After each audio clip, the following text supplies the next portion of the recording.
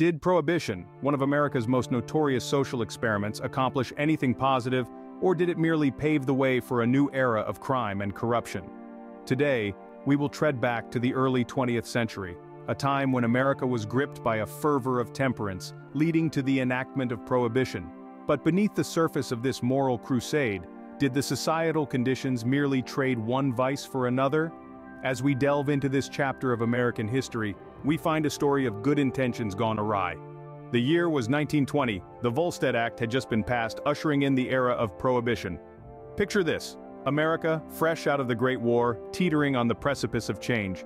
Progressive movements are sweeping the nation, and the 18th Amendment has just been ratified. The Volstead Act, enacted to provide for the enforcement of this amendment, effectively puts a national ban on the production, sale, and transportation of alcoholic beverages. It's a bold move, a grand experiment, and it's about to change the course of American history. Now you may be wondering, why Prohibition? What led America to make this drastic decision? The answer lies in the political and social climate of the time. Temperance movements had been growing in strength and influence, fueled by a variety of motivations. Some saw alcohol as a moral vice, a scourge on society that led to domestic violence and poverty. Others viewed it through a patriotic lens, associating it with the enemy, German brewers, in the wake of World War I. But it wasn't just about morality or patriotism. The drive for prohibition was also a reaction to rapid urbanization and immigration. Many native-born Americans, particularly in rural areas, viewed the saloon culture of the cities, often associated with immigrant groups, as a threat to American values. They saw prohibition as a means to regain control, to assert their vision of a purer, better America. The 18th Amendment and the Volstead Act were passed with the best of intentions to protect and better society. But as we'll see, the road to hell is often paved with good intentions. America, a nation built on freedom and individual rights, was about to learn a harsh lesson about the unintended consequences of overreaching government intervention. And so, America braced itself for a dry era, or so it thought.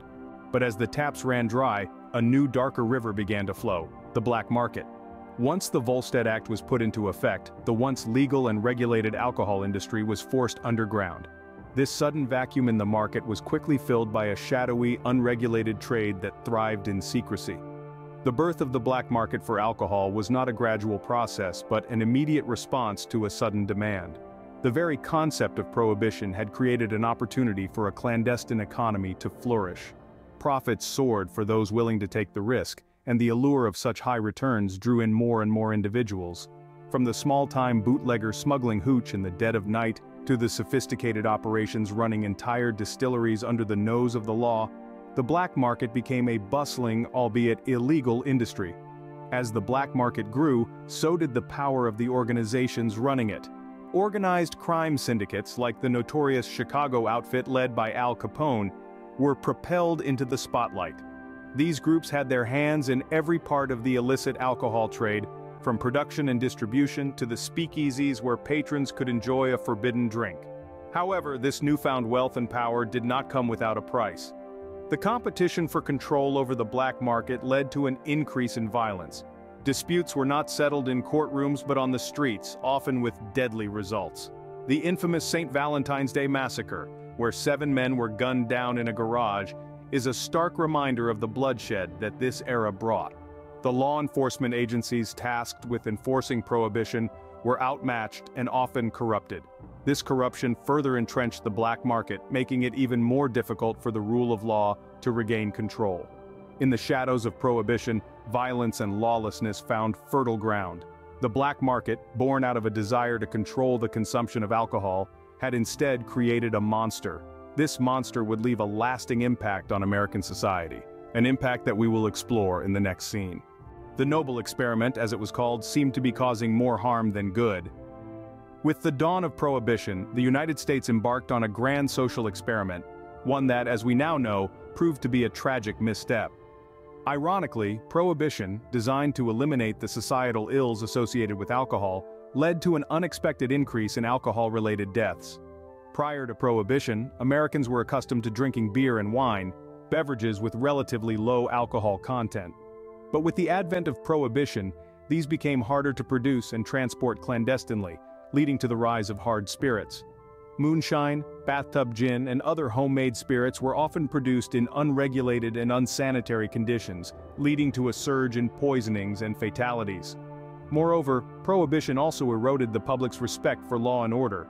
The Volstead Act, which enforced Prohibition, was widely seen as an overreach of government power.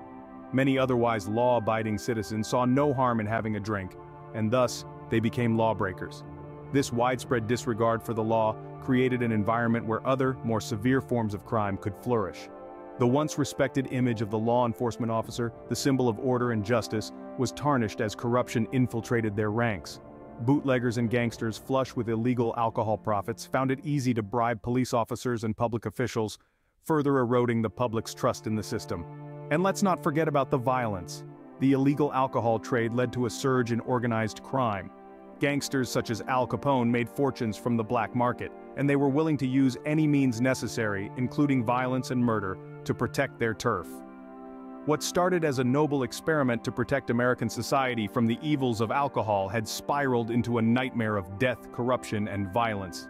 The law that was supposed to cleanse America of its alcoholic sins had instead plunged it into a darker era.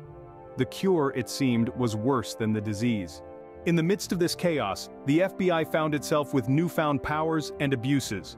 As the black market thrived during Prohibition, the Federal Bureau of Investigation, or the FBI, was in its infancy.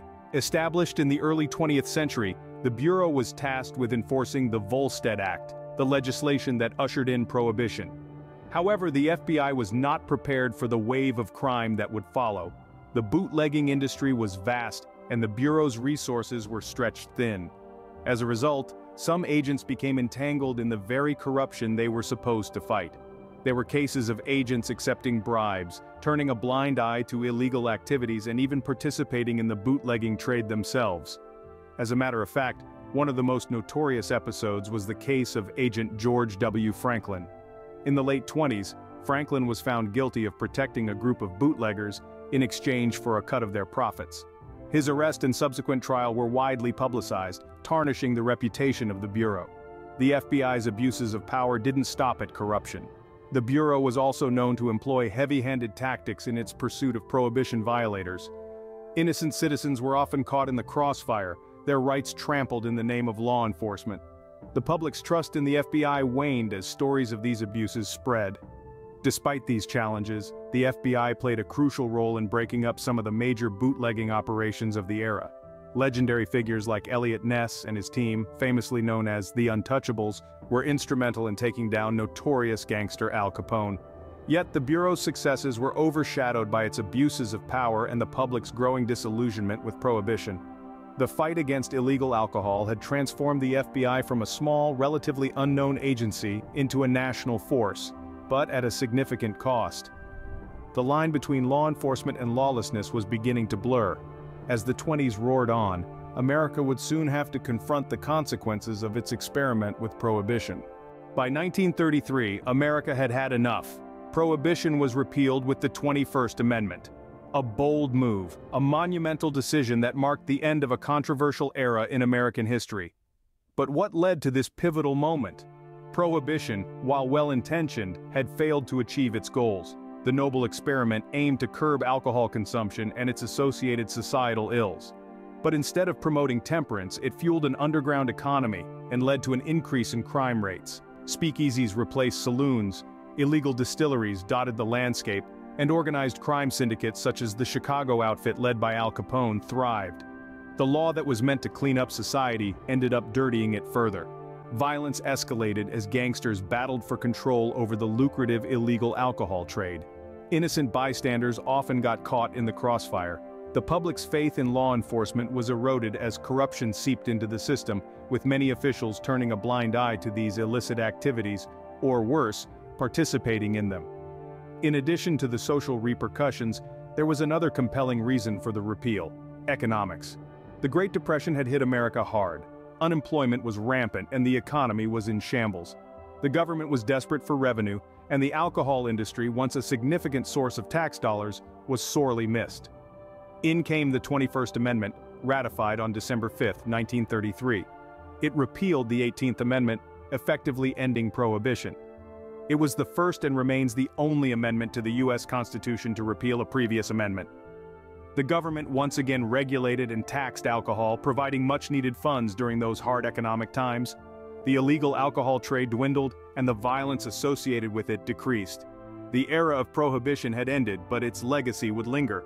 It stands as a stark reminder of a time when a well-intentioned law led to unintended consequences. A time when an attempt to protect society ended up harming it. A time when the government's reach into people's personal lives sparked a debate that continues to this day. Indeed, the tale of prohibition serves as a potent lesson in American history. In the aftermath of prohibition, America was left with a bitter aftertaste. The echoes of this era reverberate even today, shaping the landscape of our society in ways both subtle and profound. The most immediate legacy of prohibition was the transformation of American drinking habits. The speakeasy culture born out of necessity during the dry years continued to thrive, evolving into our modern bar scene. The allure of forbidden fruit had made drinking glamorous, a symbol of rebellion against authority, and this image persisted long after the laws changed. Prohibition also left a deep scar on the public's trust in law enforcement agencies. The widespread corruption and abuses of power during this era served as a stark reminder of the potential pitfalls of excessive government control. The FBI, once seen as a beacon of justice, had its reputation tarnished, and the faith of the people in their protectors was deeply shaken. On a broader scale, prohibition set a significant precedent for future drug policies. The failure of the alcohol ban demonstrated the futility of trying to legislate morality and the dangers inherent in creating a black market. Yet, ironically, the lessons learned from prohibition didn't deter us from repeating history. The war on drugs, launched in the late 20th century, mirrored many aspects of prohibition, from the rise of organized crime to the devastating social consequences. The legacy of prohibition is not one of success, but a testament to the fact that well-intentioned policies can sometimes lead to unintended consequences. It's a reminder of the delicate balance between individual freedom and societal control, and the ongoing struggle to find the right equilibrium. The echoes of prohibition still linger, shaping our laws, our culture, and our collective memory. It's a chapter of our history that serves as both a warning and a lesson, a story of ambition, failure, and resilience.